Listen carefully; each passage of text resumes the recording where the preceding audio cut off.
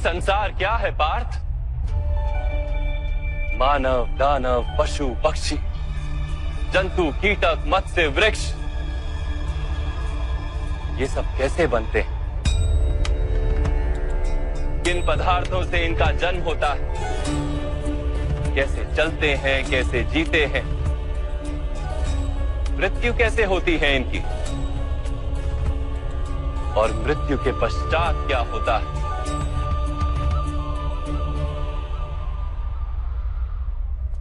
इस रहस्य का विचार करो। मनुष्य की देह मिट्टी से बनी है माधव। जल उसमें रक्त आदि बनकर प्रवाह करता है। अग्नि देह को तापमान देती है और देह में रिक्त स्थानों में आकाश प्रकट होता है। अर्थात धरती, वायु, जल, अग्नि और आकाश, इन पंच महाभूतों से ही शरीर का निर्माण हो। अर्थात महामहिम गुरु द्रोण पृथ्वी, जल, वायु, अग्नि और आकाश से अधिक कुछ भी नहीं। धर्म ज्ञानी भी पंच महाभूत का जोड़ है और अधर्मी भी। तो मोह किसका कर रहे हो पार्थ? मिट्टी का? परंतु माधव, इस मिट्टी के देह से ही तो मनुष्य एक दूसरे का परिचय पाते हैं। सारे संबंध इस मिट्टी के देह से ही तो होते हैं। नहीं पार्थ, यदि ये सत्य होता तो मृत्यु के पश्चात देह को नष्ट क्यों किया जाता है? वास्तव में ना मनुष्य का परिचय उसकी देह से है और ना ही संबंधों का आधार उसकी देह से। मनुष्य का स्वभाव, उसके बर्ताव और उसके कार्य उसका परिचय। तमस, रजस और सत्व, ये तीन गुण क्या है माधव? तमस का अर्थ होता है अंधकार। बिना अच्छे बुरे का विचार किए जीवन व्यतीत करने को तामसिक व्यवहार कहा जाता है। जैसे पशु पक्षी जीते हैं केवल अपनी शारीरिक इच्छाओं को पूर्ण करने के लिए।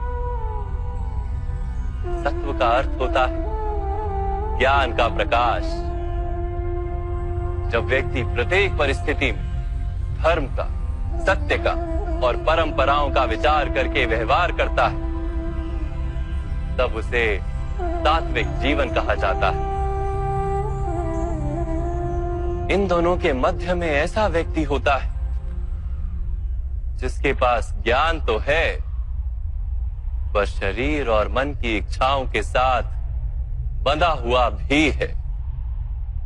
ऐसा मनुष्य रजस अर्थात अहंकार पूर्ण मनस्थिति के साथ जीता है। तमस, रजस तथा सत्व गुणों के अधिक या कम मात्रा के मेल से ही मनुष्य का स्वभाव बनता है।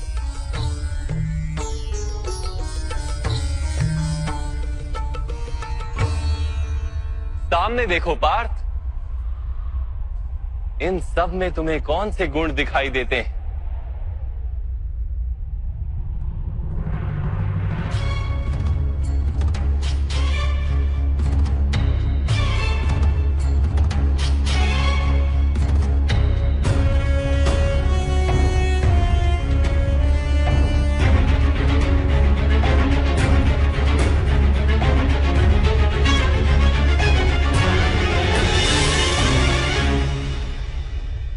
युवराज दुर्योधन धर्म जानते हैं परंतु वहन नहीं करते।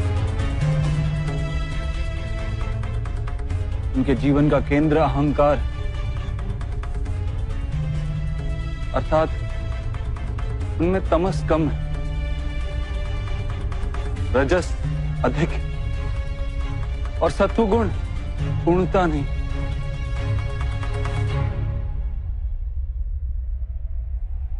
और इस ओर राजकुमार दुशासन उन्होंने सदैव अपने ज्येष्ठ भ्राता का आदेश माना, बिना विचार के। अर्थात इनमें केवल तमस। महामहिम को भी देखो पार्थ,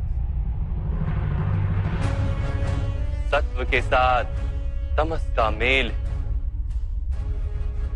अहंकार नहीं, किंतु पुरातन धर्म, पुरानी परंपराओं और प्रण के साथ बंधे। आवश्यकता होने पर भी अपना प्रण नहीं तोड़ सकते।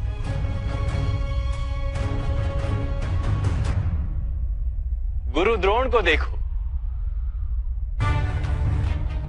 ज्ञान और अहंकार दोनों ही हैं। ज्ञान तो मनुष्य को मुक्ति दिलाता है, किंतु इनका अहंकार इन्हें मुक्त नहीं होने देता।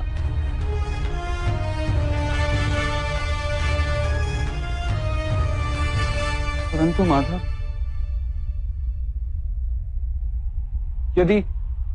यदि मनुष्य का स्वभाव इन 3 गुणों का मेल है, तो फिर मनुष्य का व्यवहार पहले से ही निश्चित है। सिंह हिरण को खाएगा ही, और हिरण सिंह से भयभीत ही होगा। तो फिर धर्म की प्रशंसा क्यों? अपराध का दंड क्यों? उसका क्या तात्पर्य है?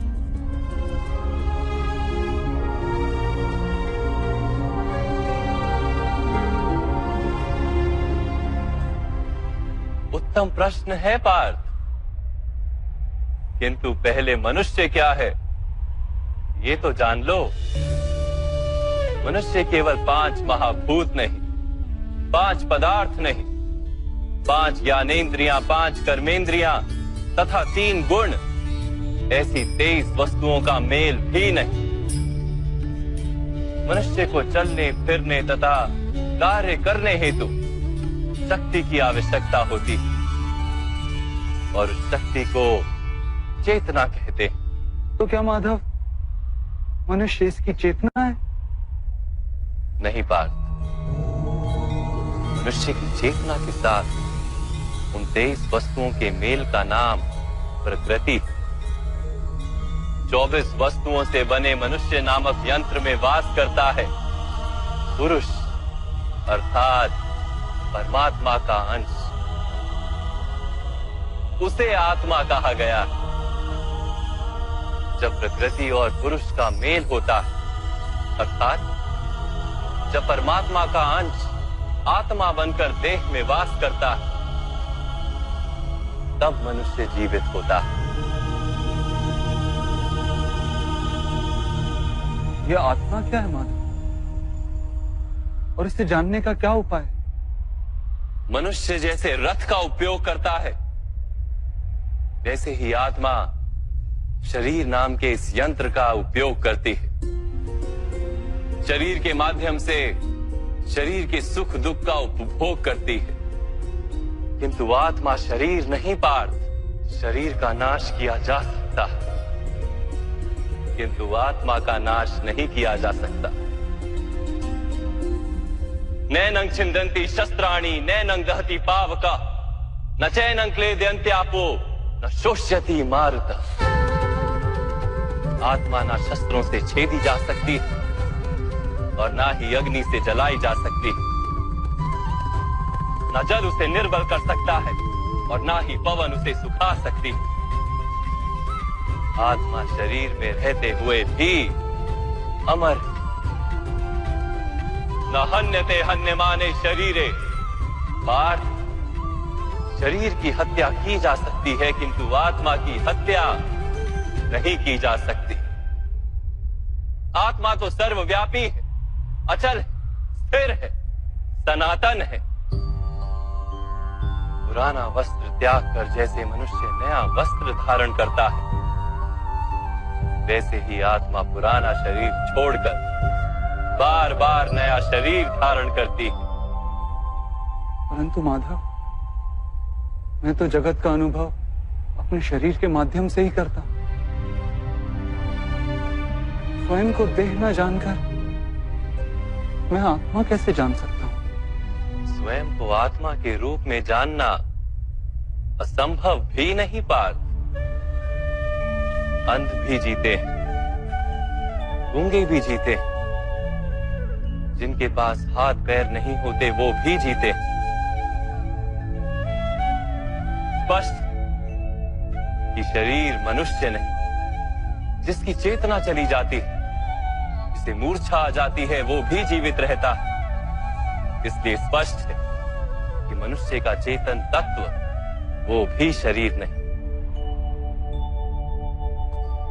इसी प्रकार जो व्यक्ति अपने भीतर खोज करता है, मैं इंद्रियां नहीं, शरीर नहीं, भावनाएं नहीं, विचार नहीं, ज्ञान भी मैं नहीं, जो ये समझता जाता है, वो अंत में स्वयं को आत्मा के रूप में जान ही लेता है।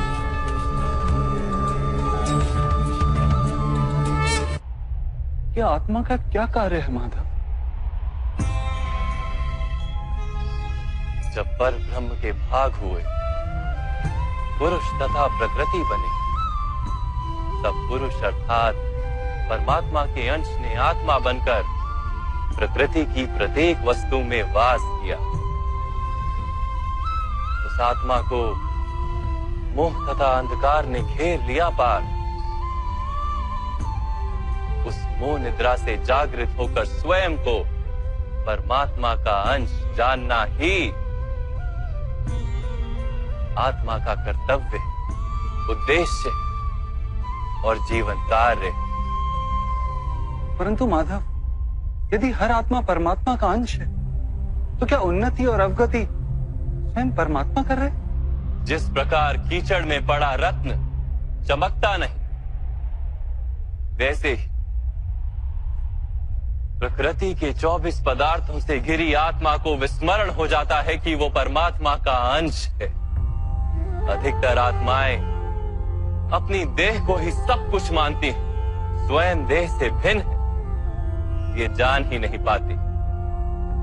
शरीर को जो सुख, दुख, स्वाद, गंध आदि का अनुभव होता है, उसे अपना अनुभव मान लेती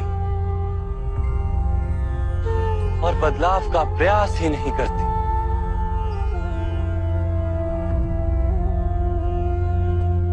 जो आत्माएं बदलाव का प्रयत्न नहीं करती, निरंतर अधर्म करती रहती हैं, उन्हें जागृत करने के लिए दंड देना अनिवार्य है।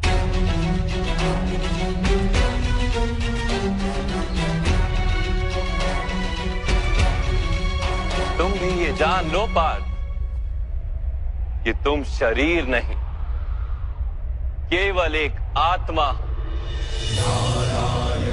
इस रणभूमि में दिखाई देने वाला प्रत्येक योद्धा वो नहीं जो तुम उन्हें मानते हो। कुछ समय के लिए इन सब ने शरीर में वास किया, इनके शरीर मरेंगे, किंतु ये सब अमर, वो पुनः नया शरीर धारण करेंगे। जब तक स्वयं को शुद्धात्मा के रूप में जान नहीं लेंगे, जब तक अधर्म का त्याग करके धर्म में दृढ़ नहीं होंगे, तब तक ये जन्म लेते और मरते रहेंगे। यही ब्रह्म विद्या का प्रथम